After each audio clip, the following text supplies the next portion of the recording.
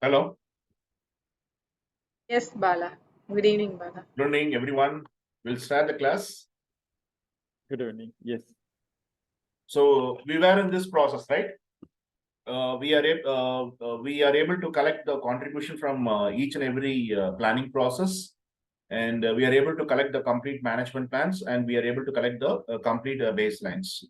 And we are integrating the baselines and the project management plan, and we are having the master document called PMP, Project Management Plan. Then we'll be having a kickoff meeting with the execution people, and we'll be handovering the plans, and the execution people will execute our plans. They will be following our plans. There's any need, any updation is gone into the plan, they will be updating. They will be updating the plans, and they'll be doing the executions. So the role of execution is three things. So we'll see that in the next process. Right now, we are able to collect the project management plans, and we are collecting the baselines. So we have done with the 10 management plans, and we are insisting the technical department to just send the scope baseline. So they have established a scope baseline. So where we are able to bring the work packages and detailed information about each and every work packages, and what all the assumptions and constraints in the scope statement. So, and we are able to present the project through the WBS, and we need to know that what are our planning packages, and we need to convert that one still one more level that will be converted into work packages. So we have established the scope baseline, right? And we know very well that any changes at the time of establishing the baselines, at the time of doing the project management plans, you can do many times. You don't require to just take the permissions, or you don't require to send any change request or change approval. You can do your changes, but once it is integrated and as a project management plan and hand over to the execution, and a small portion of the work is executed based on the plans, and the department is responsible, or management which is responsible to develop a particular management plan or a baseline. They want to do some course corrections, they want to just make some strategy changes in their management plan. So since it is integrated and got executed, right now no one is having the authority to do the changes. They have to send the approval. They have to get your they have to get the approval, formal approval. Then they have to make the changes, right? And once they're making the changes, make sure that the old document should maintain for its the old document or old baseline should be maintained for its integrity, and they have to move with the new informations, and the new document should be you need to make sure that you need to take the new documents to the people who's working for the project internally or externally, and they need to just work. They need to work for the updated versions, and old documents are maintained for its integrity. Because if you're not just managing or maintaining the old documents for its integrity, after 1 year or 2 years the project is completed, the company will be asking the auditors to do the audit. And once the auditor is auditing, they will be finding that the changes has done without the approval, or they have some mess of documents. So you will be the person responsible for all this mess. Then the management will easily throw the blame on you. So being a responsible project management is your responsibility. What all the changes you're going to make, all the changes should be formally documented, and it should get the approval. And you need to make sure that the person who's going to do the changes, they have to get the proper access to do the changes. And once the changes is done, they need to move forward with the updated document, and they need to communicate what changes they have done, and they need to distribute the updated document for the people who's working for the projects. And older documents, older version has to be maintained for its integrity. So this is the responsibility of the project manager. Is it clear or not, guys? Hello. Okay. Yes, clear. Right. Now, once we are establishing the scope baseline. So scope baseline is established, and changes, we know very well that scope related changes, either you can recommend for preventive actions, which will be the proactive approach, or you can recommend for a corrective actions, which will be a reactive approach. You're going to correct your existing mistake, or you'll be recommending for defect repair. The defect has to be repaired. So your product is having a defect, your product is having a crack or something. So you make sure that you need to send the defect repair type of change request. So as a requester, it is your advice to all the person who's coming with a request, internally or externally, they need to just write, fill their form according to the company policy, change control policies. And they need to send to the appropriate committee, and he has to wait. And along with the change request, you need to just recommend what recommendation is recommending, whether it's preventive or whether it's a corrective actions, or it will be a defect repair kind of change request. And the change request should be a substantial one. It should be having a supporting document for the committee to just review it and to give the approval. So we know very well that according to the Project Management Institute, you can work for any industry. Depending upon the industry where you work, the terms which is referred there will not be the term you can see in the project management body of knowledge, or some industry will be using the same term. So the term given for the committee who's going to give the approval or rejection, or who's going to delay the change request, or we're going to send the request form back to the requester, will be called as a CCB, Change Control Board, right? Change Control Board. So before going into that one, we need to just establish the second baseline. What is the second baseline we have? Schedule. A schedule baseline. So who's responsible to do this? Who's the responsible person to do this? Scheduler. Scheduler. Planner. Planning engineers, right? So what is the second baseline? We need to create our schedule baselines, right? We need to create our schedule baselines. We have to create the schedule baseline. So what is the schedule baseline? Since it is integration, we have to go here and there. We need to just move from here, there. All the knowledge areas should be properly integrated. And you need to make sure that the project manager should have a caliber to just manage various kind of interface. He has to manage various communication, which is coming from internal, external. So he has to be a very good integrator. He should be a very good coordinator, right? He has to know what are the appropriate things, the contribution he has to extract from the people, and he has to integrate that one as a single master document. So the second baseline, which is insisted by the project manager to the scheduling department, the planning department, is the schedule baseline. So what do you mean by schedule baseline? What do you mean by schedule baseline? Defining the timelines for the scope. Okay, it's a timeline, right? So please note it. It's an approved version of your. It's your approved version of your schedule, which will be having the. Once you're opening the schedule baseline, you can see all the project days, the project start date, the project completion date, or a particular activity start date or activity completion date. All the dates are got the approval. So it's an approved version of your schedule where you can see all your approved task start date, approved task completion date, or it will be having the target start date or target completion date. So all the dates are approved for each and every task. So you can see the approved version of your the approved or final version of your schedule. That will be a schedule baseline.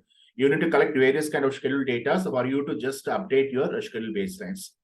And you can just you can't make the changes once the schedule baseline is integrated into the project management plan. Before it is integrated, so you can use the same logic. You can do a lot of changes. You can push your dates. You can add your activities. You can delete your activities. You can just assign your resources. You can add your resources. You can just remove your resources. You can do a lot of things whatever you want to do. But once you are bringing that one as a baseline schedule, that should not be changed. And you need to get the proper approval for you to get your make your changes, right? Okay, what kind of changes we can recommend for schedule baseline? Scope baseline, we know very well that either we can recommend for a preventive actions, corrective actions, or a defect repair. So what kind of change request we need to recommend for the schedule baseline? So we know very well that we need to fill the form and we need to follow the change control policies of the company, the procedures, and we need to just send the supporting documents, and we need to just come with a substantial reason for what reason we are making some changes.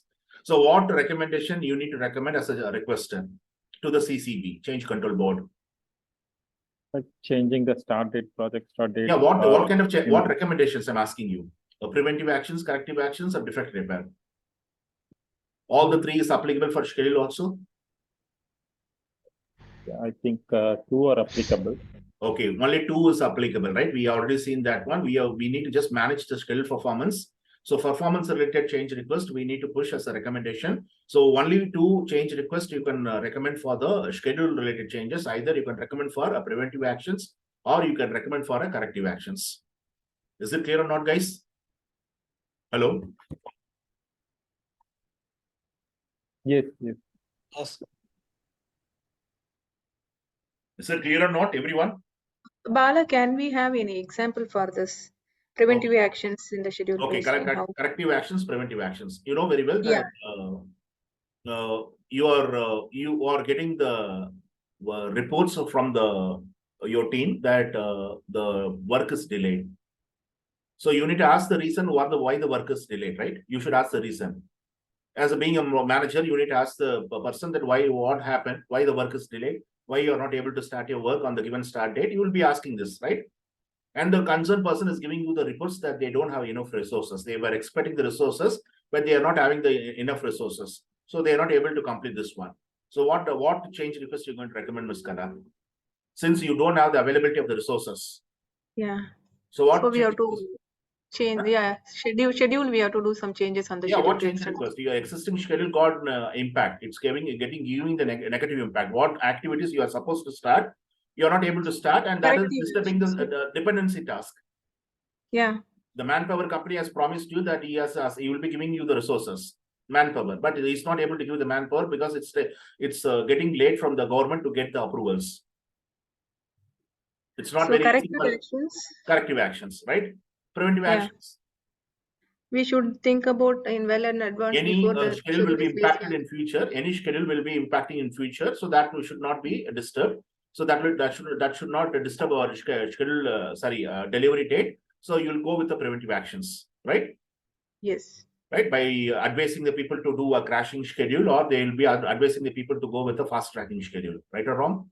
Yes. Okay, so this is the schedule baseline. Okay, the third one is cost baseline. The cost baseline. Cost baseline. So what do you mean by cost baseline? What do you mean by cost baseline? Schedule baseline, we know very well, it's an approval given for the final version of your schedule.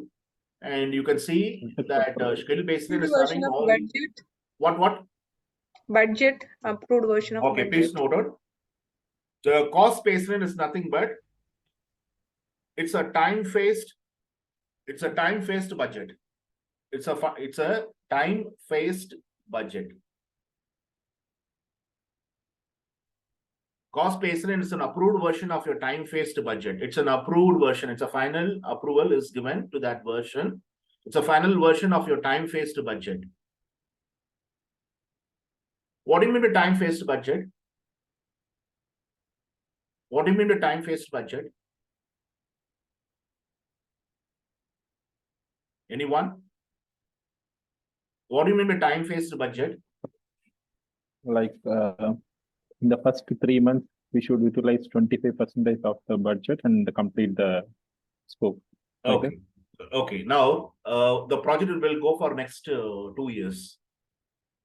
So you'll be planning your budget each and every month, or do each and every month once the project is commenced, or before your project is commencing, you are able to just do this calculation, how much per month we need to spend. Before the project is starting, we can do that. I'm asking you, before you start your project, you got your award and you want to start your project, and you will be having your own project budget to spend, right? So for each and every month, you'll be planning in advance, or each and every month, once a project is commenced, each and every month, once it is completed, for the next month, you'll be planning in the last date of the previous month. Before starting the We have we to will say Yes. that. So the money which is used to over a period of time, you are able to bring in advance, right or not? The money Yes. which you're going to spend in the month of September already is planned, right? It's an accrued, right? The money which you plan to spend for the month of October 2023 is already planned. So it's a time-phased budget. The money which is used for the project for the over a period of time, whether it's a direct cost, indirect cost, whether it's a fixed cost, whether it's going to be your variance cost, whether it's going to be any cost, right? So the tax money which you're going to spend, the rent which you're going to spend, the wages which you're going to give, the salary which you're going to provide. So all the money which is going to spend over a period of time, that will be called as a cost baseline. It's a final version or approved version of your time phase budget. The money which you are able to spend over a period of time is nothing but your time phased budget. So that is nothing but your cost baseline. So where are you going to get your cost baseline? Once you are able to accumulate all your plan Vs, PVs. So PV is nothing but your planned value. So once you're summing up all your planned value, so what you're able to get? Once you're able to Total sum budget. up all your planned value, what you're able to get? Total budget. Total amount. Okay, you'll be getting something called total budget, right? Please note this is called as BAC, budget at completions. You're calling this one as a budget at completions. Budgeted completions. Budgeted completion is nothing but total summing up all your plan B, the plan value. So once you're able to sum up all your plan value, adding the complete plan value, which you are planned to spend over a period of time, that gives you the budgeted completions. The other words for budgeted completion is nothing but cost baseline. It's called as a cost baseline. So what kind of change request are you going to recommend? What kind of change request are you going to recommend? So what kind of change request do you want to recommend for the time related impact? So what as a requester from your side, you want to just push a change request. So what request are you going to recommend for anything which is impacting your cost? Either corrective actions or it will be a preventive actions. Either it will be corrective actions or it will be a preventive actions. Right? So it's a performance related, cost performance and schedule performance. Only two change requests is recommended. Anything which is happening right now, you want to correct it, so that you need to just recommend for corrective actions. Anything which you feel that it will be happening in future. So in order to avoid that issue, the risk will manifest as issue. You want to stop that. You'll be coming with the preventive actions. So that will be your plan. That will be your preventive action. That will be a proactive approach. Corrective actions will be a reactive approach, and preventive actions will be a proactive approach. Is it clear, guys? Hello? For cost baseline, it's only one, huh? Either corrective or preventive. Corrective actions or preventive actions? Acha, okay. It's a corrective actions or preventive actions? I thought either or. No, either. So either depending upon the conditions, right? Okay, clear. Not just correct your existing. The people are overspent. There are a lot of the people are spending more. You plan to spend your resources. The resource utilization is planned, and once you're going to compare the resource utilization with the actual utilization, is more. It's exceeding your budget. So what are you going to do? You need to correct it, right? Yeah. And you know very well that you can't keep your steel frames or steel bars for 10 days continuously in the rain, because the weather department has given you the forecast report that it is going to rain. So what are you going to do? Huge equipment is kept outside. It's going to rain for next 10 to 15 days. Continuous rain will be there. You have kept every materials in open. So you know very well that if the water is going to H2O or is going to touch any steel frame or iron frame, what happens to that? Oxidation. Oh, what happened to here? You can see that there will be rust formation, right? Rust Use formation. the rusted materials in your project. The client will allow you to use the rusted materials. So what are you going to do with? You will take a preventive actions or corrective action to cover all your materials? Preventive. Preventive actions. So you're going to spend for that, right? You're going to take that one, and the company like a GWC logistic will be there. So you are not able to keep the closed circuit. So you have your open circuit. The complete site office is open circuit. So you are able to take that one, and you are able to keep 10 days in a particular area, in a godown, in a logistics. So you need to pay for the logistics, right? And you need to pay for the transportation fleet owners. Right or wrong, sir? Yeah, well. Yeah.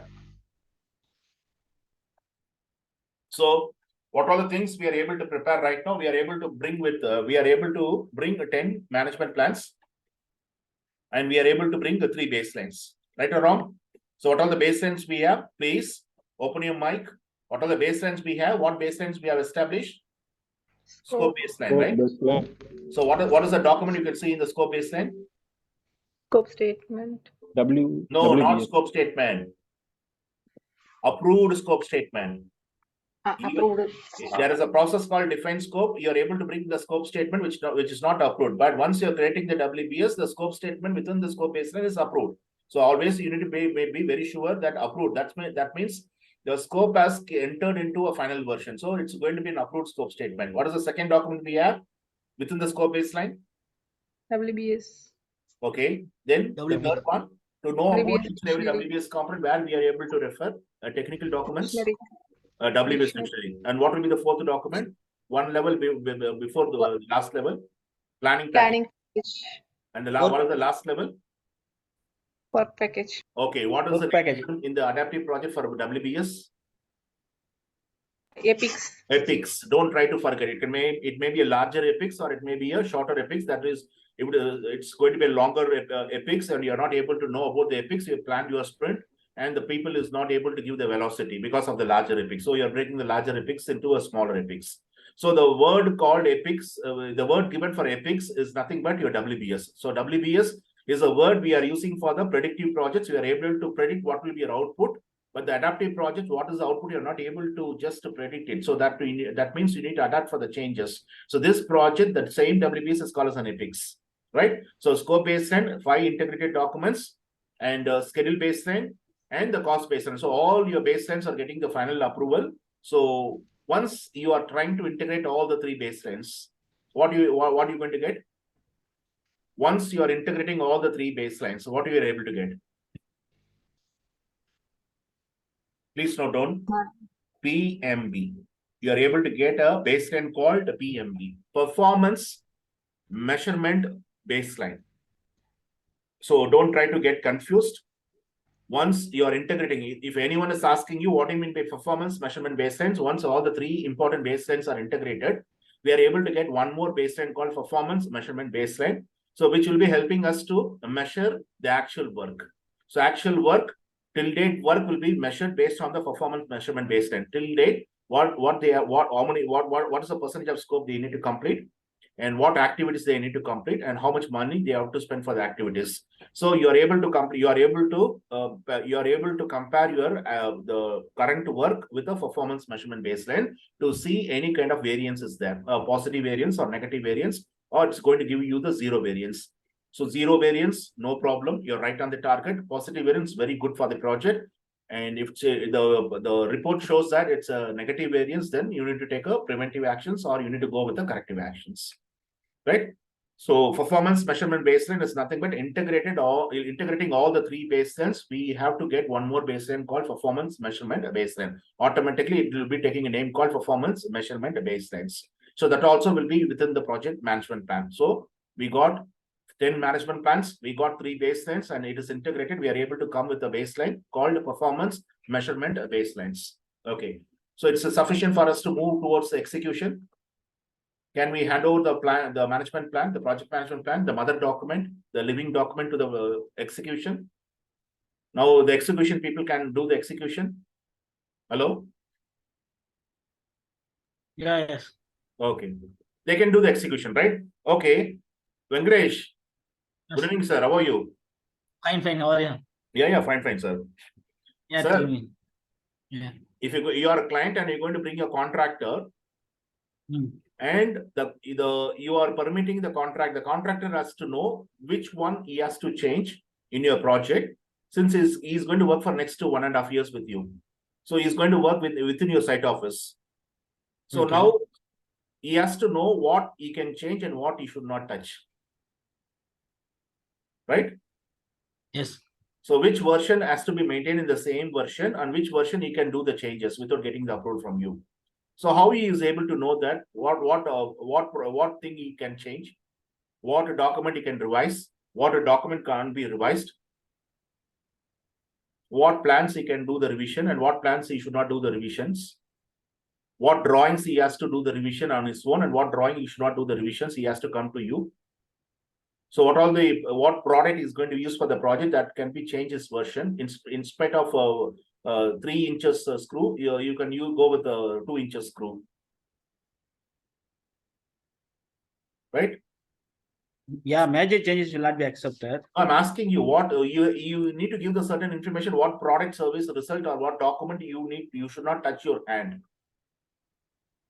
It's completely kept in scrutiny. You should not attach. Once you want to do any changes, you need to get you have to get the approval from us.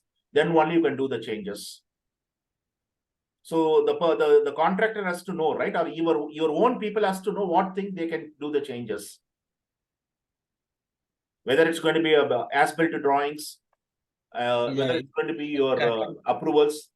No, The IFC drawing, they should not change it. yeah, yes, drawings should not be changed, right? So you need Yes. to just give the clear indication. So which document will be giving the clear information? What you need to change and what you should not change. The version has to be maintained. The same version has to be maintained. You should not make any changes. So how are you going to communicate this one? How you are able to communicate this one? Heavyweight projects, predictive projects will not go with this document. But Ms. Kala knows very well that. I don't know that Ms. Kala knows or not.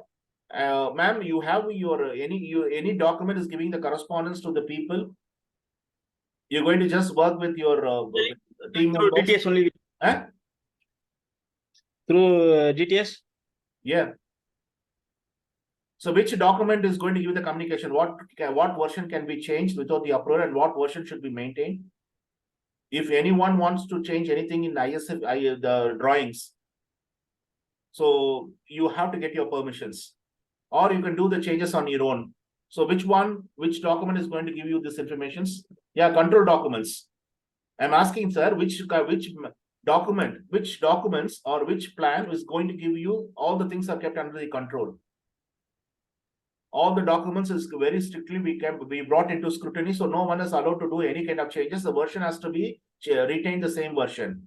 If anyone wants to change any version, any product, any service, or very important sensitive information in the project, sensitive documents, they want to do some revisions. So they need to just approach to you only to get they have to get the formal approval, and they have to give the substantial reason why they need to do the revisions. So which document is going to give the communication, or which management plan is going to give you these communications? Ms. Kala? Yes, Bala. You will not keep some project artifact under the strict control. There should not be any To change changes. note? Yeah. So what is the document we are going to give the correspondence? What is the name of the documents? The people has to know, right? No, it's change management plan will be giving you the change control procedures. How Project team assignment. Please note on. Assignment. Please note Project on. team assignment. No. That is team assignment is different, sir. You are going to ask, you are giving the task assignment to the team. But my question is that there will be a sensitive information in the project, right? You will be having your documents that will be maintained in the server, right? Yes. And there will be confidential. people working in the day shift and night shift. The night shift people has to know they should not change the version. The version should be the same version, right? Or someone is going to do a revision on the version, on a version of a product.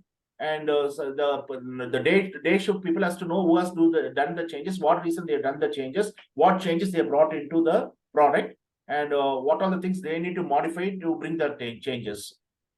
So yeah, for example, originally you are building a house that will be with a three master bedroom. The plan which you given to the engineer will be 3 master bedroom. The chief engineer has given one copy of that plan to the 3 engineers, the site engineers or supervisors. So the supervisor has to see the plan, whether the work is going as per the plans. So originally that particular plan is giving 3 master bedroom, right? Right now, you are giving the communication to one of the junior engineer that try to add one more master bedroom. But this communication is not went to the chief engineer, to other 2 engineers. So now you can see there is a revision in the plan that is not properly communicated, right? So other 3 engineers, chief engineers, and 2 subordinate supervisor will work for what? Will work for the newer version or the older version. Still, they will think that this particular building needs only 3 master bedroom. But you've spoken to a subordinate or a supervisor that you need an additional bedroom. Can you just alter the plan and you given the approval? And that particular person has not communicated properly to the chief engineers, right? Right or wrong, sir? Yes. So communication management plan and all, sir, Rajendra sir, it's one of the management plan already it's integrated. Right now, we need to know what the technical document, user manuals, the drawings, as-built drawings, or your other information, manuals, everything should be kept in the, it should be controlled. For example, if you want to use a particular bolt, that bolt will be a normal standard bolt size, and you have a nut size for that particular bolt. Right now, someone wants to change that bolt and nut size. All the people knows that they need to use this much of the size that the bolt size should be like this, and nut also should be on this particular size. Right? The nut should have the nut should not have a small thread. The nut should have a bigger thread. But right now, someone has altered that nut should be a small thread. Will the small thread nut will go into the bolt? Can the bolt will accept that small thread nut? The nut brought as a big thread. You given to the lathe person, and that particular person has brought that particular bolt, and that thread was a very big thread, not a very small thread. But someone has changed the bolt. So in spite of using the big thread bolt nut, they are asking you to go with a small thread nut. Whether that small thread nut will go into the bolt. So someone has changed the things, right? Someone is changing the versions, right? So please note on, there is one more plan called a sub plan or sub component, which is integrated along with the project management plan. Is nothing but configuration management plan. Configuration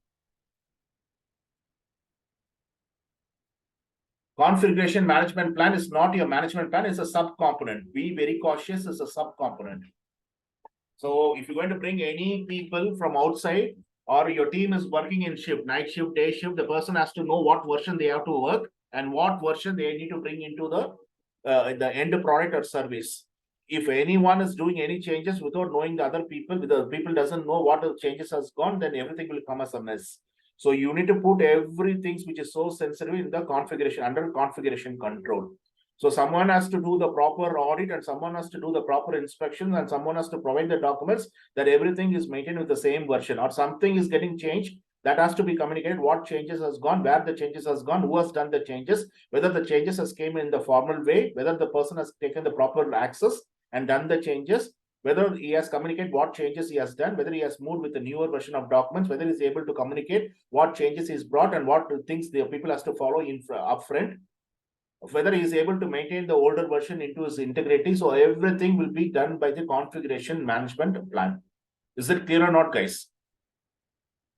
In IT, that's the reason I was asking in Scala. In IT, the configuration management plan is very, very important. Very important. Everything should be properly configured. Everything you need to bring under the control. Nothing should be changed in this version. If anyone is going to change any sensitive thing in the project, or any documents or artifacts or anything is getting changed, someone has to communicate why the changes has gone, whether the changes has done in the formal way, whether the person has get the proper access to make the changes, whether he is able to communicate the changes. So the people has to just work for the newer documents. They have to bring the new changes inside. They should not follow the older documents. This all the information will be done by the configuration management plan. So configuration management plan will be giving you the clear information which IT person is will be giving you the access to go into the server to do the changes, and whether you are able to come with a formal approval. You need to just that particular approval will be cross-verified by the IT person. Then only you'll be providing you the access, and you'll be giving you the clear info. This plan will be giving the information what product, service, or plan, or sensitive documents, or any project artifact which a company is feeling that it's very important. So what all the things which is kept under the configuration control, it's very clearly given in the configuration management plan. Is it clear or not, guys? Is it clear? Clear. Okay, then you know very well that the change control. So what all the things you need to change, do the changes, then you will be having something called change management plan. So change management plan will be giving you the clear information, how you're going to approve, how you're going to apply for the changes, where you need to document, how you're going to push that particular request into the system, or it's going to be like a manual procedures, who will be the committee, where they what authority level is given, whether these people are coming from internal or external, what kind of change control tools they're going to have to just do the impact analysis, when the things will be, when we have to send the change request, and how long we have to wait, and what we have to do once we have got the approval, and what we have to do once it is rejected, and what we have to do once it is sent back to us, and why we need to wait for a long time. So all this information will go into the change management plan. So change management plan will be giving you the complete change control procedures, the policies, right? All the information about the CCP, their authorities, everything is given properly by the change management plan. Is it clear or not, guys? Yes, Bala, clear. Okay, so we have how many plans? How many management plans we have? We have how many management plans? We have 10 management 10. plans. We have 10 Oh, management 10. plans. We have 3 baselines. And how many subcomponent we have? Hello? Two, Two- right? two Configuration and change. Yeah, Yeah. 2 subcomponents like change management plan, and we have something called configuration management plan, right? So everything is integrated. So will it do for us to move forward for the execution, or still we need to bring some more component inside the management plans? Will it be okay for us to just go? Will it be okay for us to just move forward for the execution, or still we need to bring some more component inside the project management plan?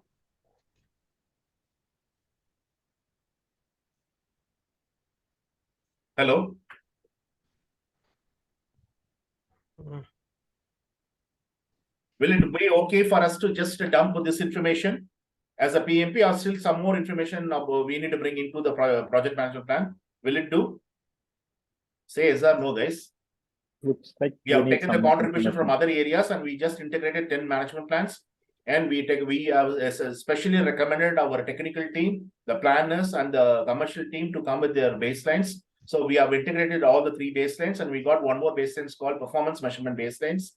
And we know very well that what all the items we should not be changing. And if you want to change, what is the change control procedures, what all the items is kept very under the configuration, we have to bring a configuration management plan. And to do the changes, to get the changes done, we need to just follow the change management plan. So that's one of the subcomponents. So will it be okay for us to move forward for the execution, or still we need to add some more ingredients? I think it is okay. It's okay. Because we covered everything, right? Okay, we Almost. covered everything. Okay. What about your project life cycle?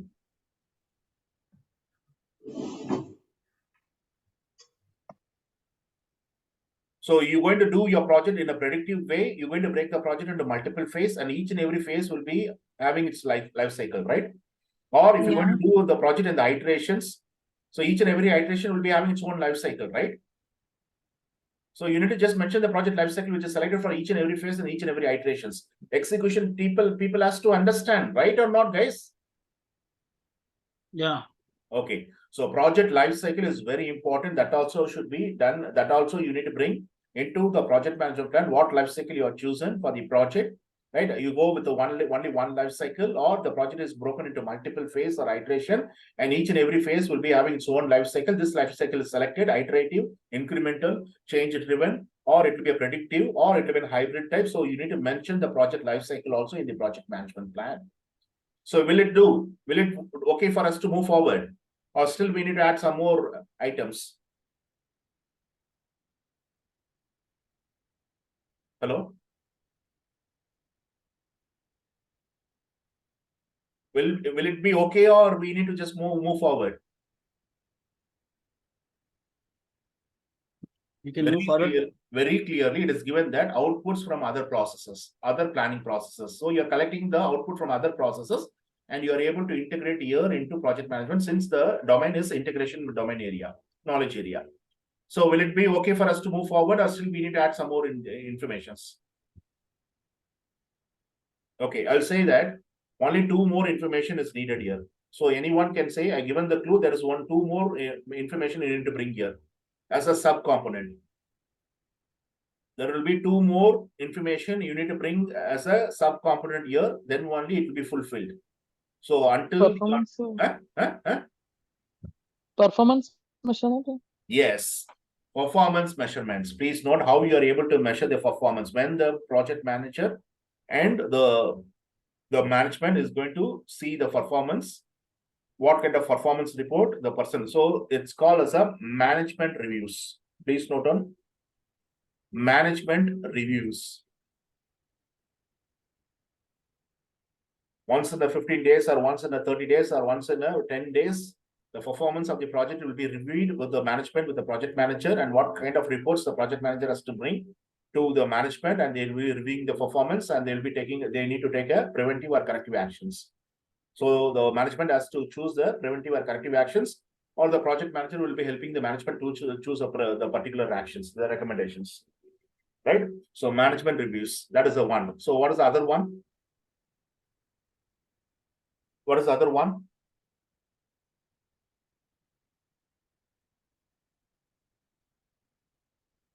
What is the other one? Okay, you have selected your project life cycle, right? How you are able to select the project life cycle, you know very well how many phase that you are able to do the project, or how many iteration you are breaking the project, right? It's a 3 iterations or 4 iteration, or it's a 3 phase or 4 phase, right? Right or wrong, guys? For example, you are able to break the project into 4 phase. Phase 1, phase 2, phase 3, and phase 4. Right? So how we are able to do this phase? In a sequential manner, or in overlap, or you are doing in a parallel manner? Guys, you need to say this also, right? How we are able to develop each and every phase, the development approach. How we are able to develop your project, by phase wise or by iteration wise. So if it is going to be phase wise, so how we are how we are able to give the relationship between the phase. Either it's a sequential relationship, or either it's a parallel relationship, or it's going to be overlap relationship. You can do your phase one by one, or you can just do your 2 phases at the same time, or you can overlap your phases. You can start your first phase and you can accelerate the second phase, right? In the middle of your first phase completion, you can accelerate the second phase. Right or wrong, guys? Hello? Hello? Yes, Yeah, correct. Bala. Okay, please to give this information. So this information will be the development approach, how we are able to develop your project, phase wise or iteration wise. So what relationship you're going to give among the phases and among the iterations.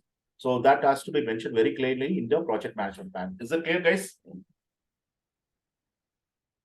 So now your project management Yeah, plan clear. is fulfilled, and you are able to take you are able to bring the execution, and you can have your kickoff meeting with execution under the leadership of your project manager and the important the personnel from the management side.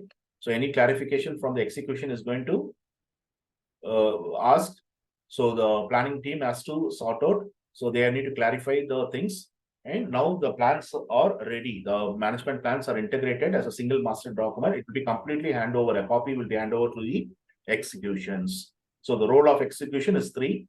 First, they need to implement the plan, or they need to implement the updated plan, and they need to implement the approved change request.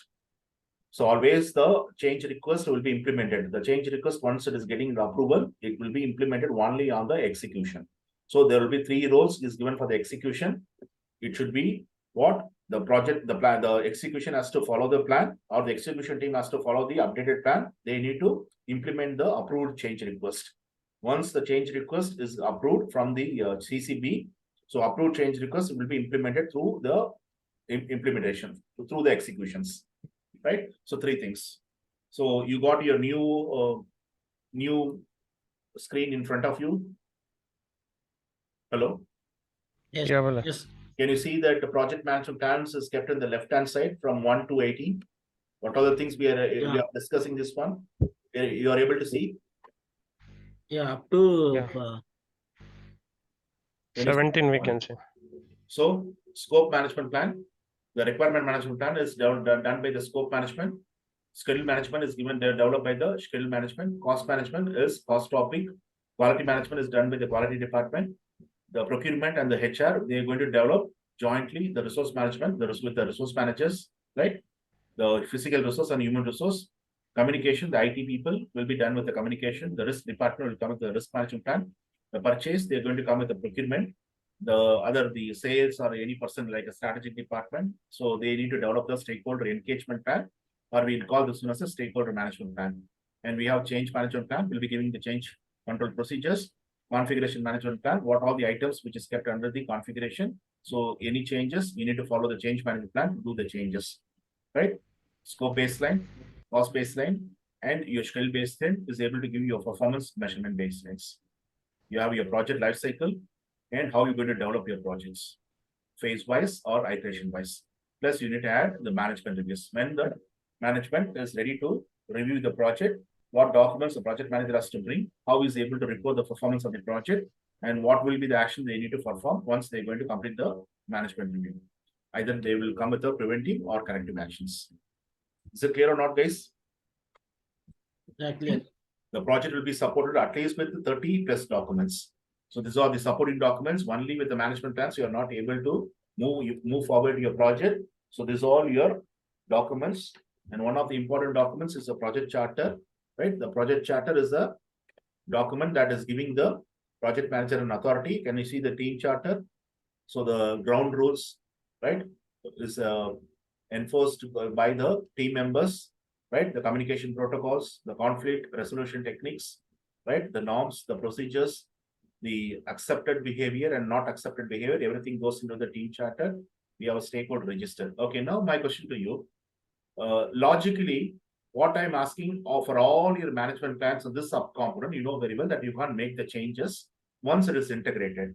So before it is integrated, before it's going to be an isolated document, once you're defining that one and you're adding more and more detail, you don't require to send a change request to get the approval, then you can modify it.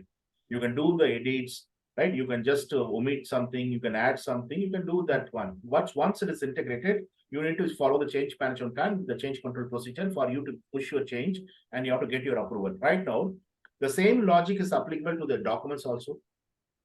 You have 30 plus documents that supporting your projects. 30 plus documents. Please note, there is a document called change log here, right? There is a document called change log here, right? Yes. Yes. So what is the necessity for you to have the change log? What the change log actually it is going to do for your projects? We'll populate the data of whatever the changes we have done in the project. Okay, please note down.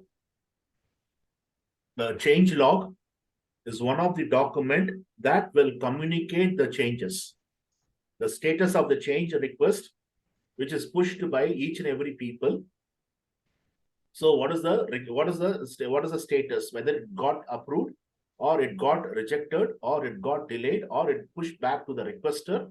So the complete status of each and every change request will be communicated by the CCB through a document, an official document called a change log. Is it clear, guys? Is it clear? Yeah. Okay. Now my Yes. question to you, you will be using the same logic. What logic you have used for all your management plans and all your baselines and other subcomponents? You can't do the changes once it is integrated. You can do the changes before it got integrated, before you got your approval and sent to the integration where it is getting integrated with the other components. So you know very well. The same logic is applicable to the documents as well. Or even the project is executed, whenever a particular person wants to do the changes, he can do the changes. I think the second one we can do after the execution. No, you know very well, the project is executed. Right now, the people, the execution team has taken the complete management plans. Yes, they're taken their master document from the planning team. Right now they start implementing it. So for 5% work is completed, 10% work is completed. Someone will want to make some changes in the risk register. Someone want to make some changes, want to update the risk register, because you know very well you can't bring the complete risk into the risk register during the outset. There will be a lot of emergent risk. So the person is going to find out there is a new risk is going to impact your project in future. The project is executed right now, 10 to 12% of work is completed, and your risk department is going to capture a new risk that will be impacting your project in future. So he is going to bring that. He is permitted to bring that risky event into the risk register without the approval or with approval? I think we can add that without approval, because if we delay for approval, Please, yes, what you said is 100% correct. What the logic which is applicable for all your management plans and your subcomponent and your baseline is not applicable to your documents, because the documents will be going for a rigorous changes.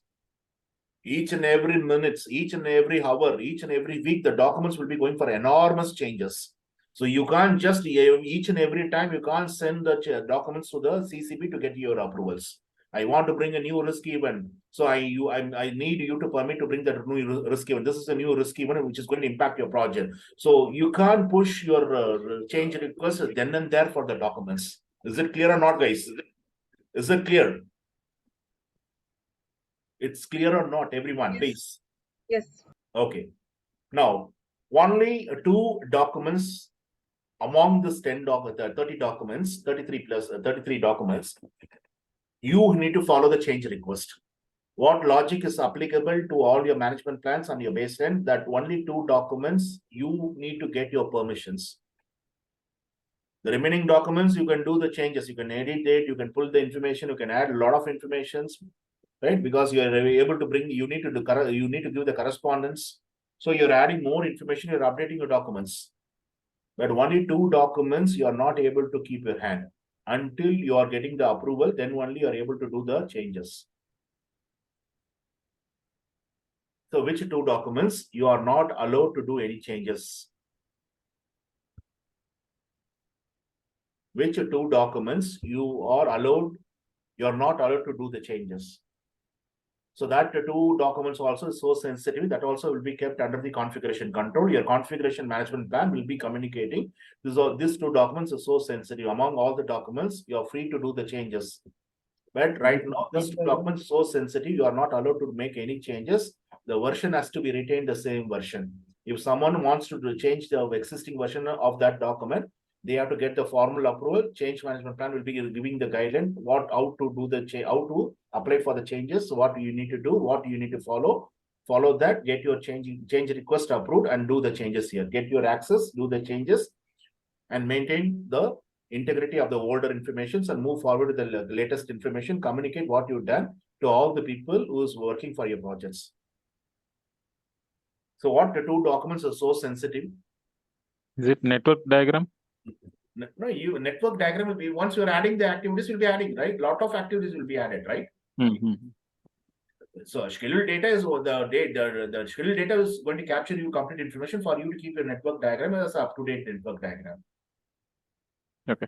Okay. The 2 documents which is so sensitive, nothing but your project scope statement and your requirement documentations. This is the 2 documents you can't do any kind of changes. The requirement documentations and the project scope statement, these 2 documents are so sensitive document. Once it gone to the baseline, so the management was completely baselining that one. So no one is going to do any changes. So they're going to give the clear communications through the configuration management plan. These 2 documents is strictly kept under the configuration control. If anyone wants to do the changes or revision into the existing scope statement or the requirement documentations, you have to make sure any requirement should be added here. No more we'll allow the requirements. If you want to add the requirements, that's so important. Otherwise, the project will go for a failure. Something it's there. So after a lot of discussion, the management will permit you to do the changes. So the change has to be pushed. The change request should be pushed to the CCB. You have to get your approval. You need to send them a substantial reason for what reason you need to do the revisions. So once you have to take your access, you need to get your permission. You need to come and you have to do the changes. And the required documentation is updated, and older required documentation has to be maintained for its integrity for future audit purpose. Is that clear or not, guys? Am I clear? Yeah. Yeah, clear, Bala. Yeah. Okay. So we have a break, as Ms. Kala is wish to have a break for 5 minutes. So we'll come at 8:06. Thanks, Bala. 8:06. Keep your things mute and come at 8:06. Okay.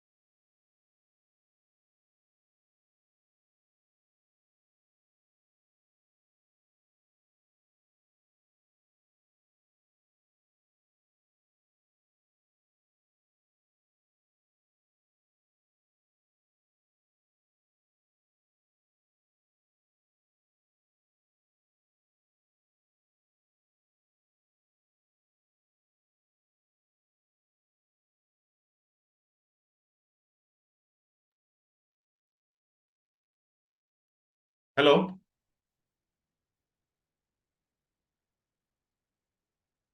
Hello, Everyone, Bala. everyone came from the break? Yes, Bala. Okay, we can start, right? Yeah, Okay. So see very clearly, you got a new screen in front of you, right? yeah. See, what do you have here? You have your scope management, right?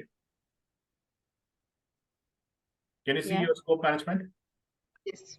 So how many processes we have in the scope management? 6. Six. How many processes? We have scope management here. We have 6 processes, right? So we are planning the scope management. We are able to get the scope management plan and we are able to get the requirement management plan. Now the requirement management plan will help the collect requirement process. So the requirement management plan is a primary document that will be helping you to develop the perform this process. So once you are collecting the requirements, you are able to collect the requirements and you are able to bring the complete requirements. Many months you will be working to collect the requirements. You are able to gather, collect, solicit, and you're able to bring that one into a requirement documentations. So the same requirement documentations in the adaptive project is called as a product backlog, right? Product backlog, right? And here to track each and every requirements, to know the life cycle of each and every requirements until it is converted into deliverables, you are able to create a traceability matrix. So you'll be having something called RTM, requirement traceability matrix.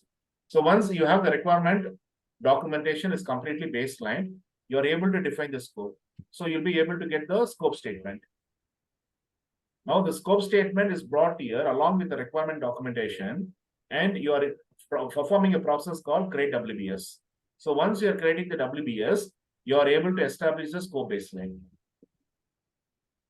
So you are not able to bring the scope baseline here. You are just bringing the proper guidelines for the people to work how to establish a clear scope baselines, right?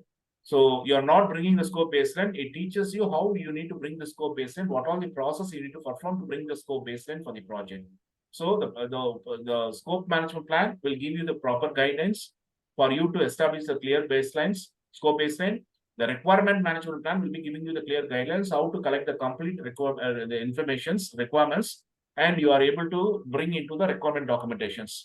Without requirement documentation, you are not able to create the scope statement. And the scope statement, you are able to bring the information into each, and you are bringing that one for the major deliverable. So since you are not able to do the execution, you are bringing that major deliverable here, and you are breaking that one into more manageable components, and you are able to establish a scope baselines. Is it clear, guys? And once you're establishing the scope baseline, it is going to the project manager in the develop project management plan. And similarly, the plan schedule management is teaching you how to develop your schedule. So to develop your schedule, once you're developing your schedule, you're able to get the schedule baseline here, schedule baselines. So to come to this process, you need to perform different activity process. You need to perform the sequence activities process, and you have to estimate your activities, right? Then only you're able to develop the complete schedule. And once the schedule baseline is developed, we are able to give the contribution to the develop project management plan process. And your cost management, you are able to establish your cost baseline. You are able to establish a cost baseline. So we have 4 processes under the cost management. So the first one is what? You need to plan your cost management. So the cost management, once you're planning the cost management, you'll be getting something called cost management plan. So that will be helping you to do the estimation cost, how to do the estimation, what methods you have to estimate, and what are the things you're going to do the estimations, and you're able to bring the estimation documents. So once you are bringing the estimation documents, you need to make sure that you need to come with the final budget. So you're able to, you need to just add all the estimated amount for each and every line item cost. You're able to bring the total budget. So determined budget is a process is able to establish a cost baseline. So cost baseline is given to the project manager in the develop project management plan. Is it you're able to understand? Hello? Yes. You're able to understand, right? Yes, Bala. Okay. Yes. So it will be a little bit theoretical, but that will be helping you to do the proper project management. So this is all the way. You can't skip any process. Maybe in the practical, you will be considering all the things will be done in one process. No, you have a separate process. You will be having a separate tools, and you'll be getting a separate output. You will be getting a unique output from each and every process. So for you to establish your schedule baseline, for you to establish your cost baseline, for you to establish your scope baseline, you need to develop your management plans. So that plans will be giving you the clear information how to establish all your baselines, what things you need to follow, what process you need to perform to bring in to come to that level. Who will be the process owner, who will be the supporting staff for each and every process, who will be the subject matter experts, what templates you're going to use for each and every process, when you need to iterate your process, what level of detail you're going to bring into the templates or documents which is used in the process, how much budget is spent for each and every process, and what will be the resources assigned for each and every process. So that will be determined into each and every management plans. Is that clear, guys? Yeah. Is it clear? So in the project, there is no quality baselines. There is no requirement, resource baselines. There is no communication baselines or risk baselines or procurement baselines. Only we have three baselines. One is a scope baseline, cost baseline, and your schedule baseline. All the three baselines are integrated. We'll be having a fourth baseline called performance measurement baselines. Until this is integrated, we can't call that one as the performance measurement baselines. So once all the baselines are integrated, so we're going to call that one as a performance measurement baseline that will be used for you to measure your actual work. Is it clear, guys? Everyone is ready? Yeah, Bala. Everyone is ready. Okay. So once you going to hand over your management plans, so what the people will do? What the people will do? They have to execute, right? So always your execution will be happening in the direct and managed project work process. Be very cautious. You are a project manager. You are a team leader. Your work is not, you should not go down and work. Make sure that you are directing and you are managing the work. You are directing the project work and you're able to manage the project work. You're giving them a proper directions and you're able to manage the work. So direct and managed project work is a place where the plans are executed. So the actual implementation will happen in direct and managed project work. Guys, everyone be very cautious. Next 40 minutes, we'll go here and there. Please be very cautious. If you have any doubts, please stop me. Everyone is ready, right? Yeah. What is the role of this execution? What is the role of this direct and managed project work? Please note three things. It has to follow the plan. It has to follow the plans. Or it has to follow the updated plans. And it has to implement the approved change request. All your change requests, once it has got the approval, it has to brought the change request, approved change request should bring your, you need to implement. So the role of execution, three things. It has to follow the plans, original plans, or it will be following the updated plans, or it has to implement approved change request. This is the three roles. Okay, now, what reason you and your team are working here? What is the major output you are able to get from this? To meet the milestone target. Okay, to meet the milestone. How we are able to meet the milestone, Mr. Venkat? What is the main purpose for running this process? You know very well the main purpose for you to run this process, you need to develop, you need to bring the charter. Main purpose for you to perform this process, you need to collect all the contributions. What all the contribution which is coming from other planning process, you are able to bring here and you are able to integrate. And what is the purpose of you to run the plan scope management? I need to bring the scope management plan for the entire project. I need to bring the requirement management plan for me to collect the requirements, right? And what is the reason for you to perform this process? I need to finalize my last activity for a phase, for an iterations, or for a project. It's a final phase or final iteration for the project. I need to finalize an activity. So for me to just close my project, so what are the things I need to do? What are the administrative work I need to do? So this process will be helping me. So what is the necessity for you to run this process? Each and every process will be having its own unique things. So what is the thing you're going to get from this process? To track and monitor the activities. No, not monitor. See, monitor will be coming here in the monitoring and controlling. This is only the work you do.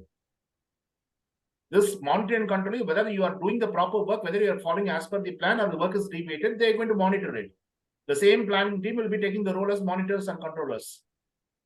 Okay. Here, the actual work should be done. So once you're doing the actual work, complete production house will be working here. People will be working here. For what they are going to work? Why they need to work? Why the plans are implemented? Why the things are executed? For what reason? To fulfill the Project customer goals. requirements. How we are able to fulfill the expectations? How we are able to fulfill the expectation of the stakeholders? How we are able to fulfill the expectation of your management? How we are able to fulfill the expectation of your team members? How we are able to fulfill? How we are able to fulfill the project objectives? What By is achieving the needed? target. Huh? By achieving the assigned target. Okay, by achieving how you are able to achieve the target. What makes you to achieve your assigned targets? Work. You're doing work for what? You have to get some output, right? Yes. So Progress. for what? The main reason for everyone to perform this process, to implement your plans, months together, the people were sitting to develop the plans and everything is properly integrated and given to the execution. Right now, the main thing for you to perform this particular process is that you need to get your deliverables. So the primary output from this particular process is what? Your deliverables. The primary input you're going to feed into this process, all your management plans, all your supporting documents, your enterprise environmental factors, and all the organization process assets, your policies, your procedures, right? Your databases, everything will be helping you to perform this process. Your factors will be your regulatory factors, your infrastructures, your equipments, everything will be considered here for you to perform your work. Your plans will be kept here. All your management plans are integrated because the people has to follow the plans. What work packages they have to work, how much money they have to spend, what activity they need to perform, what resources assigned, what is the quality level they need to bring, what communication they need to communicate. So they need to use the complete management plans as an input. The reason for them to just use all these things will be that for what? For them to get the deliverables. Give my deliverables. The deliverables can be what? It can be your product, it can be your service, it can be your results. It can be your documents, it can be your updated documents. It can be your plans. So you need to get your deliverables. What kind of deliverables you're going to get? What kind of deliverables you're going to get? What kind of deliverables you're going to get from this process, guys? Final product. You'll be getting your final deliverables or you'll be getting your interim deliverables. So what kind of interim deliverables you're going to get? What kind of final deliverables you're going to get? Can you take these deliverables to the customer? Can you able to take this particular deliverables once it got produced by the execution people after following the plans? Can you call the customer or can you ask the customer to take these deliverables? No. What are you going to do with these No. deliverables? What kind of deliverables you're able to create? Please write this one information in your notepad. You are able to create a deliverables that is subject to verifications. So all the deliverables, whether it's going to be a product, whether it's going to be your service, whether it's going to be your results, it's subject to verification. So you are able to create a verifiable deliverables. It has to be verified. It has to be verified before you're going to call your customers. So verifiable deliverables. If anyone is going to ask you what is the output you're going to get, you need to just say them that direct and manage project work, we are able to get a verifiable deliverables. It can't go to the customer, it should be verified. So the primary output for you to get from the direct and managed project work under execution process group is that you need to get your verifiable deliverables. So where are you going to take the verifiable deliverables? Which process is going to take the verifiable deliverables? So you are going to get the verifiable deliverables here, right? Verifiable deliverables. It may be a verifiable product, verifiable service, it can be a verifiable results. So you are able to get your Quality, right? Quality. So you are able to get the deliverables here. So where are you going to take the deliverables? The deliverables will be taken here and you're going to bring here into quality control. Right or not, guys? So the primary output, which will be your verifiable deliverable, that will be used as a primary input in quality control process. Before you're going to call your customers, you need to call your quality inspector to just to do the inspection on the deliverables which is got produced. You can't just bring the customer or you can't ask the customer to take the delivery because it is subject to verifications.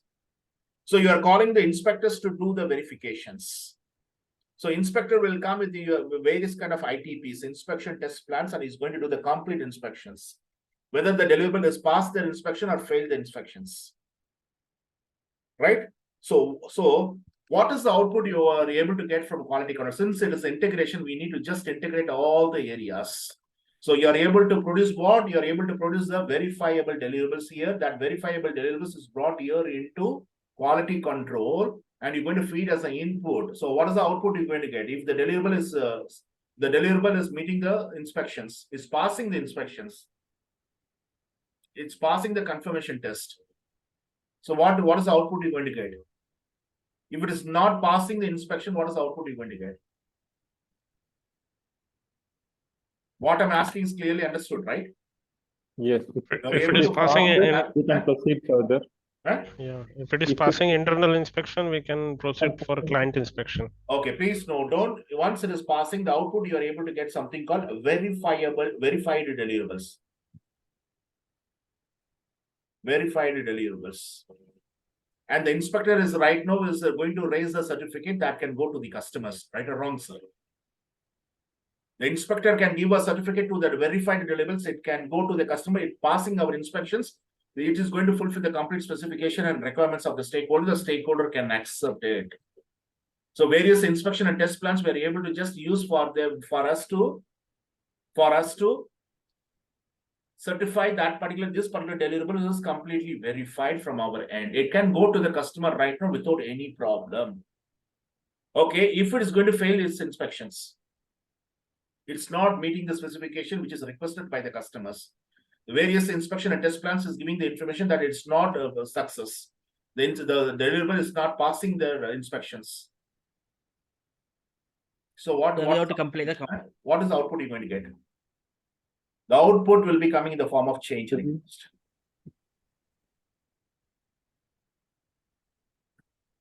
Either it can be a preventive actions, it can be a corrective action. If it is a scope related change request, then they're going to recommend for the inspector will be recommending for a defect repair. You need to repair the defects. So only binary logic. You are able to produce the deliverable. The execution team is able to produce the deliverables. The deliverable is subject to verifications. So it's coming as a verifiable deliverable. So that deliverable is brought here into quality control in the quality management process. So now the inspector will be using various kind of inspection and test plans, because once you are planning your quality management plan, QMP, quality management plan. So the quality management plan will be giving you what kind of inspections you have to do, what kind of test plans you need to have, how many times of inspection you need to do, how you're going to raise the certificates, and how you are able to calibrate the things. Partial certificate will not be allowed, only complete certificate will be allowed for you to just make sure that it should be coming under the list of verified deliverables. So this is all the procurement conditions, the policies.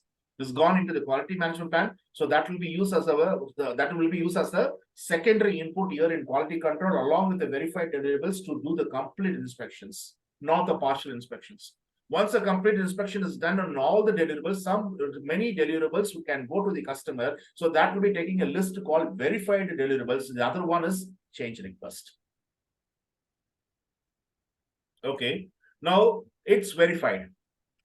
Now it's verified. The verification is done. The verification is done in quality control. Now, what you're going to do with the list of the product, service, or result, the deliverables is completely inspected. Right now, you are able to get a sheet from the quality inspector that it can go to the customer. You can call your customer. You can hand over to the customers. What are you going to do? Where are you going to take this deliverables which is verified?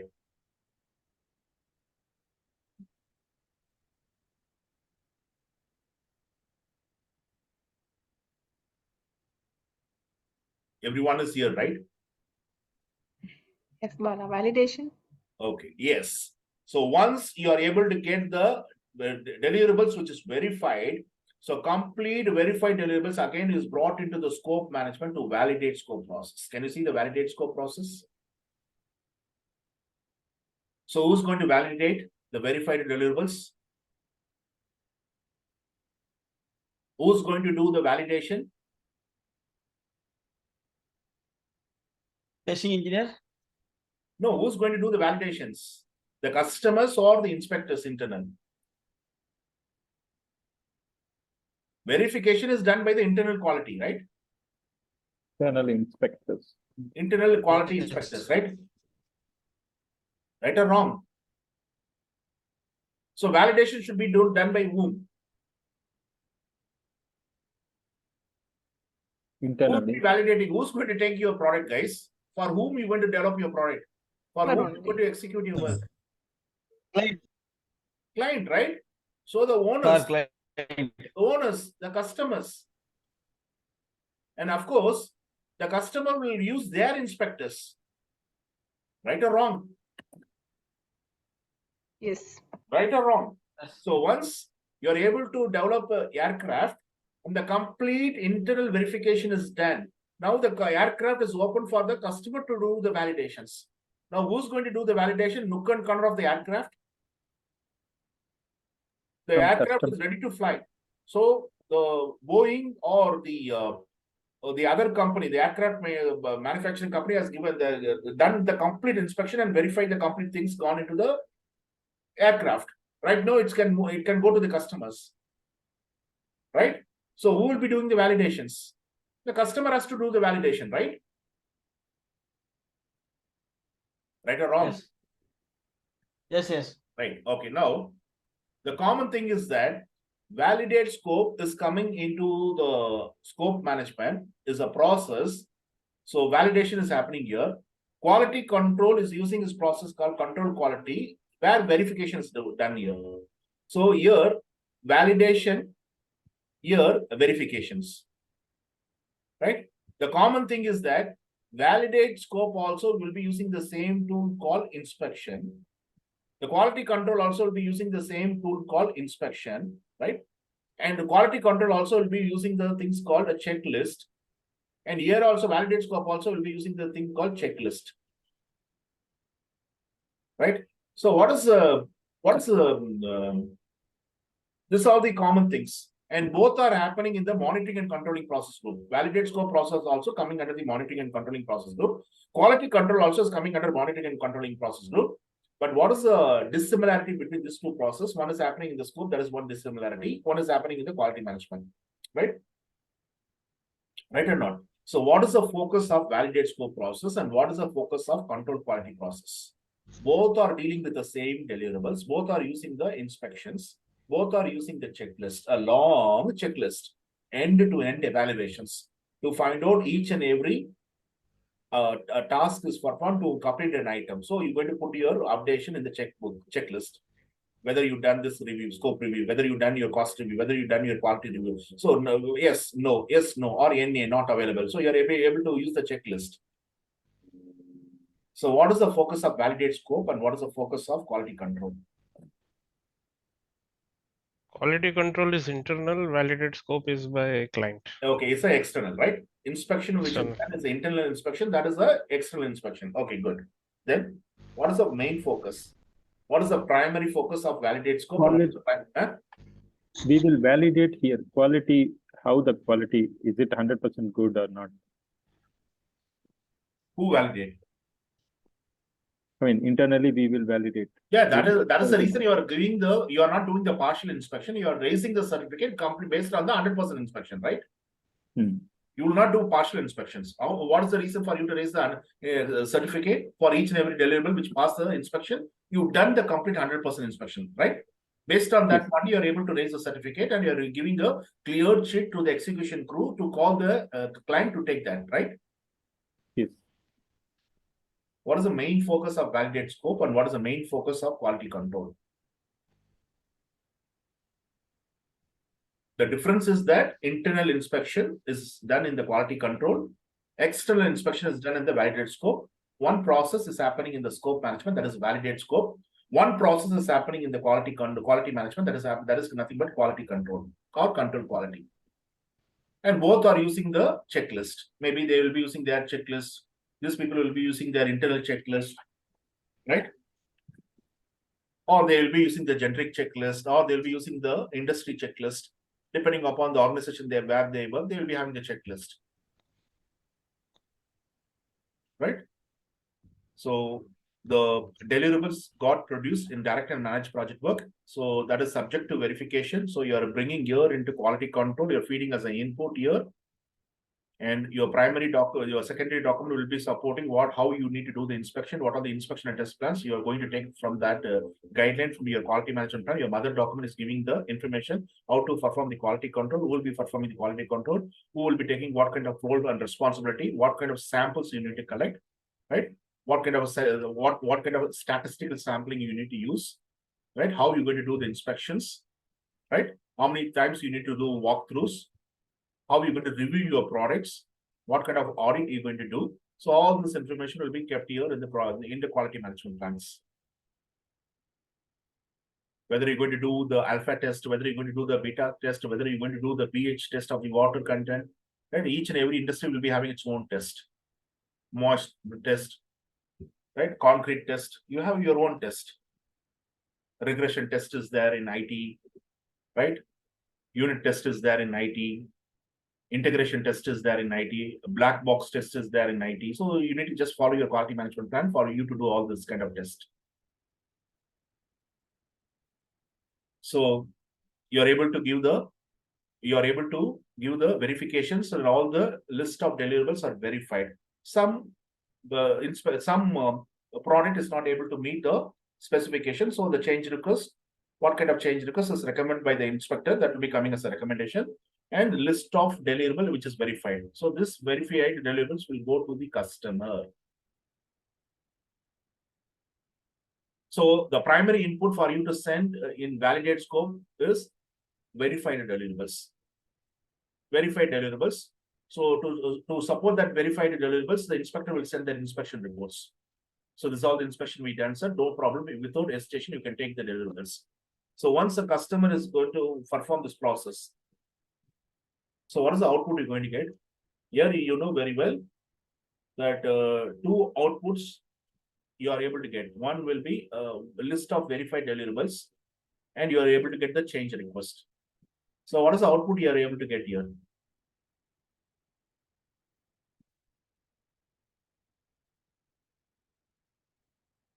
Hello? Acceptable deliverables. Yes, you are able to get your acceptance. Accepted deliverables, right? Or the customer is not accepting, the inspector reports externally is giving that we should not accept it. See the seat color, we given the specification that in the aircraft is a red color, but this people has brought a burgundy red, so we can't accept it. So they're going to do what? Change request. Is it clear or not, guys? Is it clear or not? Please come out from your sleeping mode. We'll finish your classes. So you are able to feed the complete management plans in the direct and managed project work. You are able to produce the deliverables, which is subject to verification. You are bringing that verifiable deliverables here into quality control, and you are able to bring the list of verified deliverable. It can go to the customer. So that deliverable is brought here into validate scope process. So customer is going to validate your work, which is gone into that deliverables, and they're going to accept it, or they're going to reject it. So rejection will make the change request. You need to know the reason of the rejection. So you need to give the informations. Here, the inspection is the particular deliverable is not passing the inspection test, so you're making the change request. Right? So what is the focus of this process, and what is the focus of this process?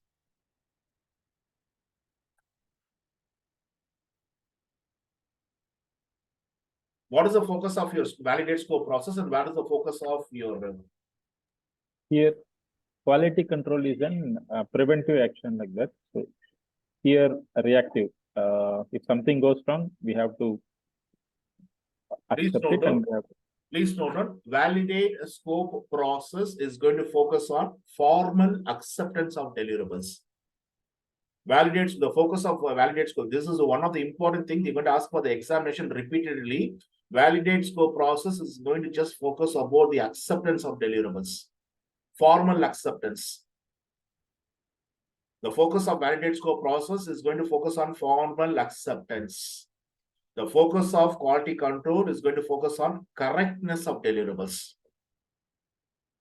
The focus of quality control is correctness of the deliverables, and the focus of validate scope is formal acceptance of deliverables. Right? You are able to get the formal acceptance. You are able to get the all for formal acceptance. Now the change request. Almost all the monitoring and controlling individual process, the output will be change request. Output will be change request. Any process will be change request. It's not meeting the quality, change request. We are change request is coming for the preventive or corrective action. Change request. We need to add the durations. We are delaying it. We have to prevent our mistakes. So change request. All the output of monitoring. So all your change request, monitoring and controlling all the process will be giving the change request as a primary output. The change request will be coming as a primary output, and that will be going, all the change requests will be going into integrated way into perform integrated change control process. Now, this is only one process. You can see the complete change request is coming as an input. No other process out of 49 processes. Only one process out of 49, this only one process is going to take the complete change request as an input. You can't see the change request or change order as an input in any other process. Only one process which is going to accept the change request and is going to take the change request as a primary input will be your perform integrated change control process. If you don't have the change request in your project, you don't require any kind of change request, then you should not, you don't require to run this process. Will it will be applicable for the real environment? Will it will be applicable for the real environment? You will not get any change request. Hello? Oh, no, Bala. No, It's right? applicable. So It if is you don't have the change request, you don't require to run this process. But practically it is impossible. Practically it is impossible. So all the monitoring and controlling after seeing the planned work with the actual work, and planned budget with the actual budget, planned schedule with the actual schedule, planned quality with the actual quality, planned communication with your actual communication, they will be having a variance. So the variance, if it's positive, negative, positive, or it's going to be zero variance, there's no need for you to go for a change request. But if it is, most of the project will be showing only the negative variance. So either we need to correct it, or we need to prevent it, or we need to repair the defects. So all your monitoring and controlling process, the output will be change request, and all the change request is going to feed here as an input. So the primary input for you to feed into your perform integrated change control process will be what? It is going to take the complete change request as the input. Only one process in the entire 49 processes is going to accept the change request as an input. Is it clear, guys? Coming back to this one. So, Bala, you said change request is primary output of all 49 processes, right? No, change request will be coming from all the monitoring and controlling process groups, sir, as output, sir. Achha.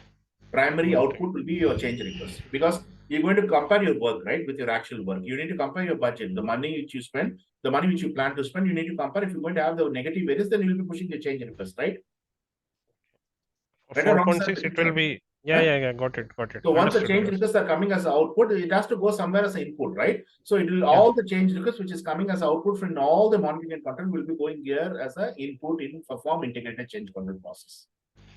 That's only one process which is going to receive the complete change request from the all over the projects.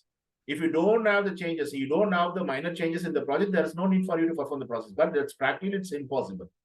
You need to make any changes. You need to make the minor changes. You'll do the major changes, or you'll do the moderate changes. So all the change request or change order will be coming as an input. The primary input for you to run this process will be a change request. Right? Now coming, coming to this one. So either the product, service, or result can be accepted. Your deliverable will be accepted. You'll be getting some acceptance, or you'll be pushing the change request. And you'll be giving the reason why it is not accepted. What is the reason? The customer has denied it, right? Now, what are you going to do with the acceptance? You got the acceptance from the customer. What is the next thing you have to do?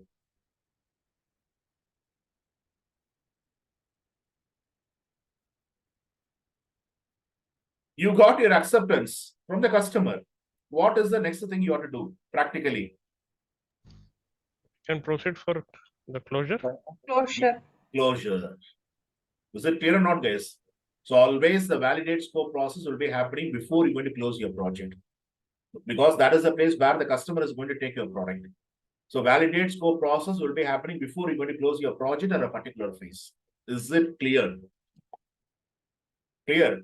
Before that, before closing your project or phase, if that particular deliverable is having any contractor, first you need to close a procurement with your contractors.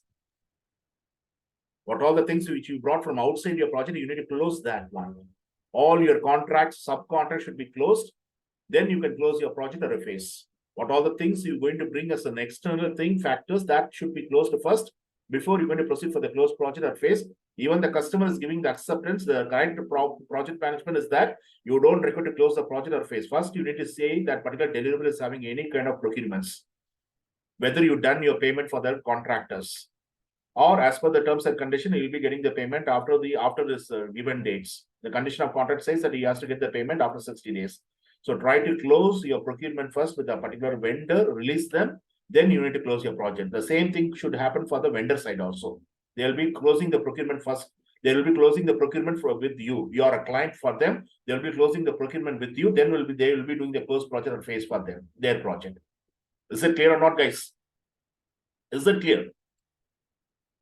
Yeah, Bala. Yeah. Okay. Now what happened here? It's accepted. The product is accepted, and the inspector is giving the information to the owner or the customer that it can accept. We can accept it. So the customer also willing to accept it. Okay, it's accepted. Everything is mutually going. Tata, bye-bye. But the requirement traceability matrix or the scope statement will be having the acceptance criteria, right? It's having acceptance. You need to bring that to a document to get the acceptance signatory. Then only you can move towards closing the procurement. Then only you can move towards closing the project or a phase process. Now the customer is happily accepted and she is saying that she doesn't have the time to make a signatory. She is having an important meeting, so she will drop 1 or 2 days for to your office to make a signatory. So you're not right now, you're not making any compulsion. Okay, they are very friendly, they're making a good payment, and they promise that they like the way you've done for them, and they promise to give a new project. They promise that you will be getting a new many customer from their side. So what you're going to do, you are not compelling the customer to make a signatory at the junction. You are understanding the urgency of the customer is going to move for an important meeting. So you're letting your free. You're waiting for 1 week. You're waiting for 2 weeks. You're calling your customer. You're making the reminder. Whenever you're making a customer, whenever you're calling your customer, whenever you're making an SMS to the customer, she is friendly replying that, okay, I'll come. I don't have a time to come there. Okay, I forgot. Sorry. Take my apologies. So they are giving this much of reasons. But without getting the acceptance criteria, you're not able to release your vendors, which you brought for that particular deliverables. And that makes you are not able to proceed towards the closing stage. You're not able to close the project or a phase of a project. So what you need to do as a project manager, this is a situation questions. What all the best thing you've done from your side, you've done from your best, but you're not able to get your acceptance criteria from the customer. The customer is keep on saying the same dialogue that she will come today, tomorrow, next week. She will drop into your office. But till now, you're not able to get your signature. So what a project manager has to do? Escalate to the next level. Yes, what you said is 100% correct. Escalation.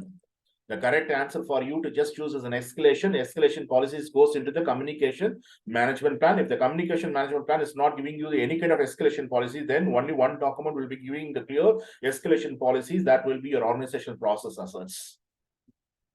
And you're learning a new lesson from your customer, right? So once you're going to learn a new lesson from the customer, you will not deal this one with your legal teams. You will not make this one as a criteria for the future project. If the customer is accepted and not making any signatory on the acceptance criteria document, then the project after 2 months, after 2 weeks, the project may, if they are not showing to pay interest in making the signatory, then it considers that it will be closed. We can proceed for the next administrative procedures. So that is the new lessons you're going to learn from the customers, right or not, sir? So the correct answer for you to choose this kind of situation is that proper escalation. Try to do the proper escalation. You need to find out the escalation policy of the organization that will be very different, clearly defined in the communication management plan. If you don't have the escalation policies brought in the communication management plan for the current project, then the second thing is that you need to just go back and refer your organization process assets. All your historical information or project files will be giving you the information how to do the escalations. Is it clear, guys? Is it clear? Yes. Okay. So we have developed our deliverables here. We are bringing the deliverables not to the customer. First, we are just sending the deliverables to verification to quality control.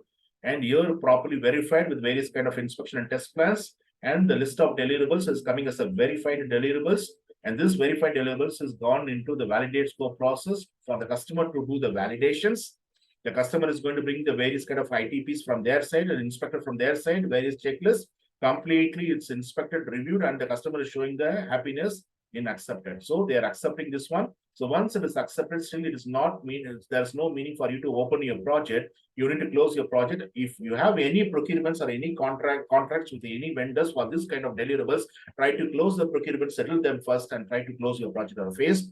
And the primary input for you to close your project will be accepted deliverables. Primary input for you to just close your project or phase process will be accepted deliverables. Right? Accepted deliverables. So this is the way the project management works. Okay.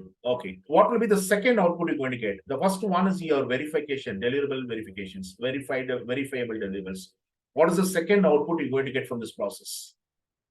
That will be discussing in the next class, but I want you to just to give the informations.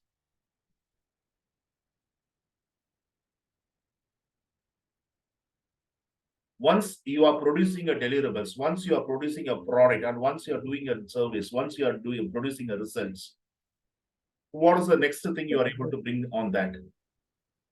What is the next output you are able to generate on that particular product, service, and result, or we can call this one as a verifiable deliverables. What you are able to generate? Change request, right? No. You're not changing request. Change request and all will be coming once you are comparing your actual work with your planned work. Your actual criteria. You are able to get your actuals from the execution, right? So actuals are your deliverables. Now, what you are able to generate around your deliverables, that will be your secondary output. The primary output will be your deliverable, which is verifiable deliverables. What is your secondary output? What you are able to generate around your product? Lesson learned. No, not lesson learns. Acceptance criteria. Please note, you are able to generate reputation. You are able to generate something very important is called your actual data. Right or wrong, sir? Actual data. Right or not? Right Yes, or not? Till dates.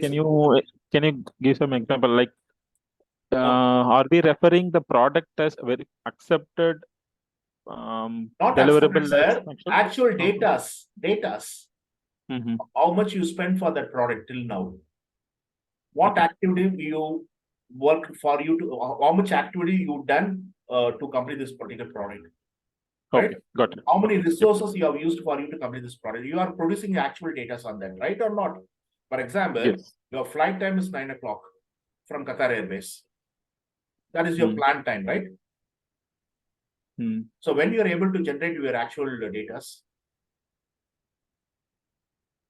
what happens if the flight authority makes all the passengers came, they are able to take the flight by 8:30 itself. So 30 minutes, this is your actual data, right? Or you are able to correct sharply, they are able to take 9 p.m. So that is also your actual data. Or they are able to take only 9:35 because flight is late. This is your actual data, right or wrong? Yeah, got it. The original planned time to take the flight is 9 p.m. But the flight authority has taken, because of delay, they are able to take the flight. They take off is taken by 9:35. So this is your actual data. So actual data is able, you're able to generate your actual data around your deliverables, actual scope, actual quality, actual risk, actual communications, everything, every actuals you're able to collect around your data, around your products, around your deliverables, around your service, around your results. Okay. So Bala, please, it will be verifiable deliverables or verified yes, I'm asking you, deliverables? that particular data are called as a work performance data. WPD. Okay, you are able to take an action on your WPD? Can you able to conclude on your WPD something you want to conclude?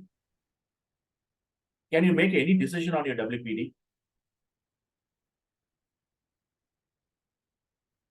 You got your performance data about your actual performance data is collected, actual scope is collected, actual quality is collected, actual time scale is collected, actual money is collected, actual money which you spend on the deliveries is collected, actual communication which you communicate is collected. So you got your complete actuals. You are able to take any actions on your actuals. Are you able to take any actions, or are you able to make any decision on your actuals? Or you're able to conclude something on your actuals? Hello?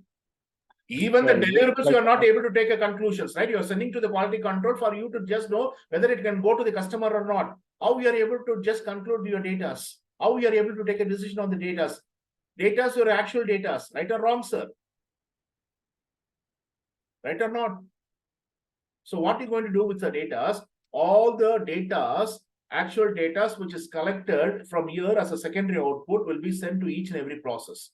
How many validation you plan, right? How many deliverables we need to plan to complete, right?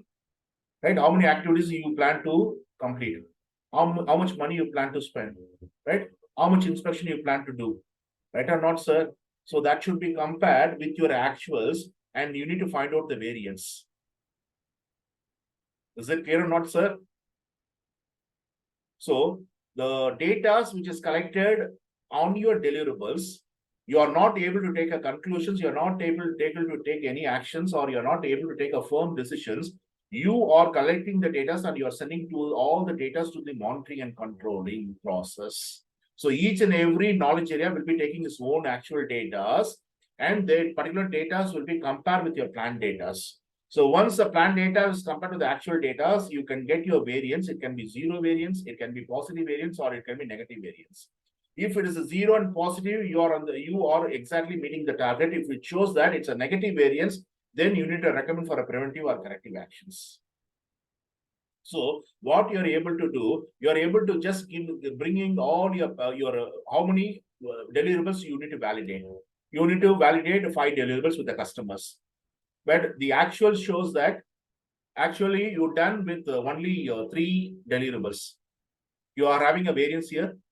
You plan to validate 5 deliverables at this time, but your team is able to do only 3 deliverables validations with the customers. You have a negative variance or you have a positive variance. Hello? Yeah, Bala. I'm asking you, at this stage of your project, you and your team, you plan to validate 5 deliverables, but actual data here shows that only 3 deliverables is completed. Negative variance. It's a negative, right? 5 you need to Yeah. complete the customer validation, 3 only you've done, right? So it's a negative variance. So you need to compare your action with your plan, right? Act with you having only the action. For example,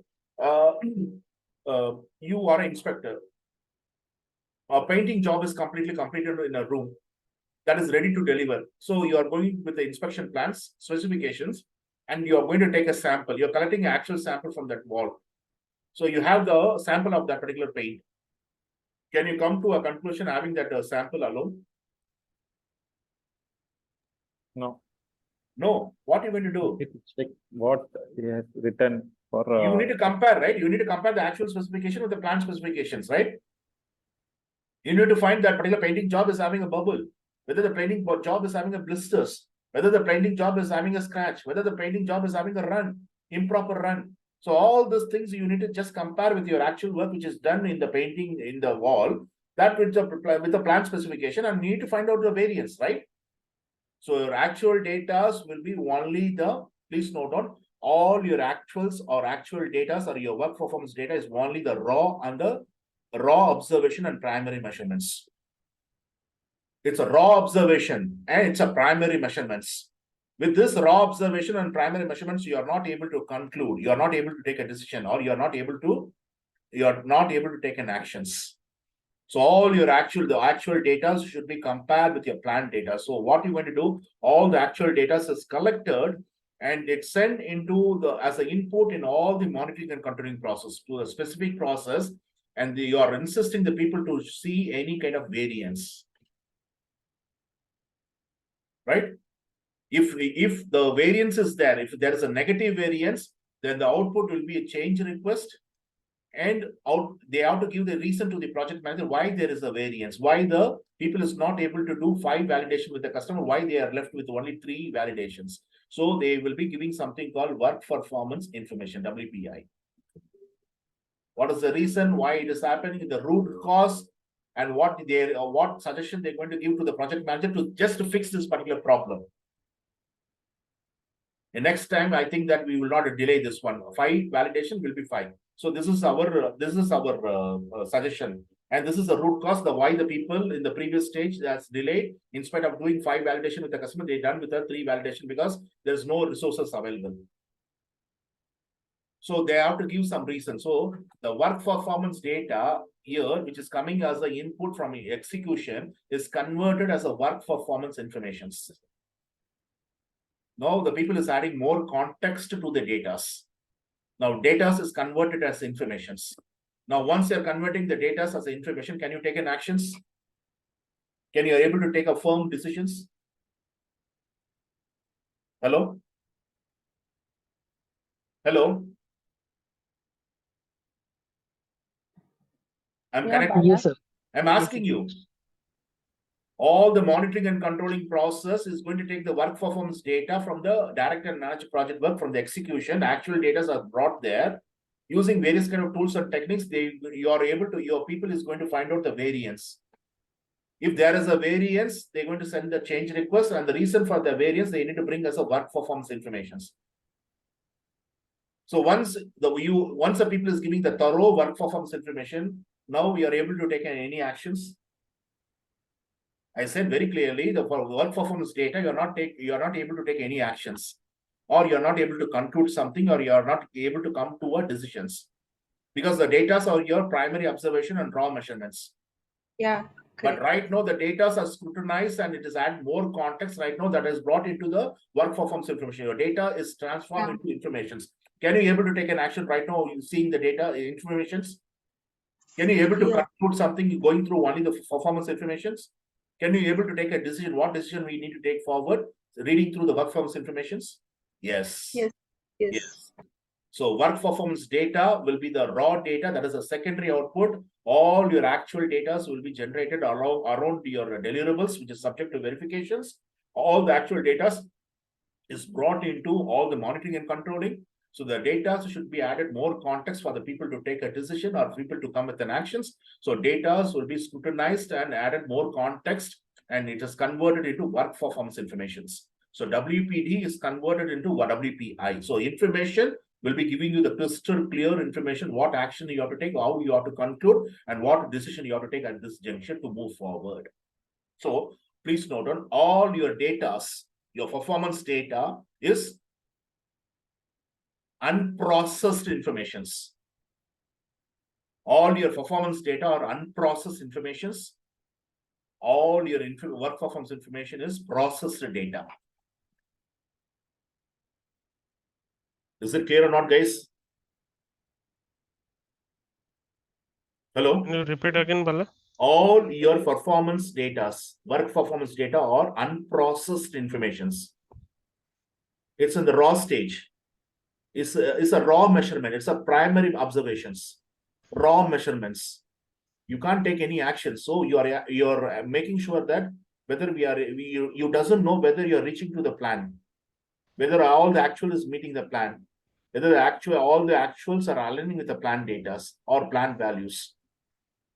You're not able to make any conclusions. Well, you got only the actual data. Only actual data are generated. So you are not able to take any actions on your data. All your data are unprocessed informations. So what you're going to do with this unprocessed information, you're going to collect the data for each and every specific knowledge area, and there will be a process owner, and you're asking the process owner to collect this data to see if there is any variance. So these people will be using the various tools and techniques which is selected from their side, and they're going to use the same tools and techniques to find out there is any kind of variance in the actual data.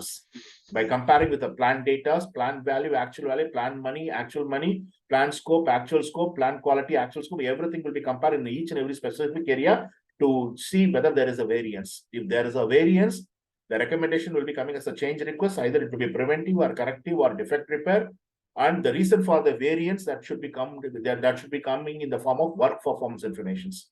Why there is a delay, why there is a resource discrepancy, where we are losing the resources, what's the need for this, the root cause, and how we be able to fix this one. This is our suggestions. All the suggestions will be going as a work performance information to the project manager to take a firm actions, to take a firm decisions, and to conclude something. So your data or unprocessed information, your information is processed data. So your work performance data will be a primary input for each and every monitoring and controlling process. The primary output will be change request and your work performance informations. Is that clear or not, guys? Yes. Clear? So we'll be having a recap in the next class. I don't want you just to have a confusions. So I will just repeat for next 10-15 minutes, then we'll be moving for the next area. Any questions to be asked? I brought a question, but Kala ma'am said that she has to go for a time. So she asked me to just stick on to the time. So I'm not able to do a discussion. So I have a lot of questions for us to discuss. So next class, we'll discuss the questions. Yes, Bala. So Thank we'll you. finish by 8:40 and we can have 20 minutes for discussions. Correct. Yeah, exactly. Thank you. Thank you. See you next week. Good night, everyone. Good night. Bye. Good night. Thank Thanks, you all. Bala. Bye Good bye. night. Good night, everyone. Night.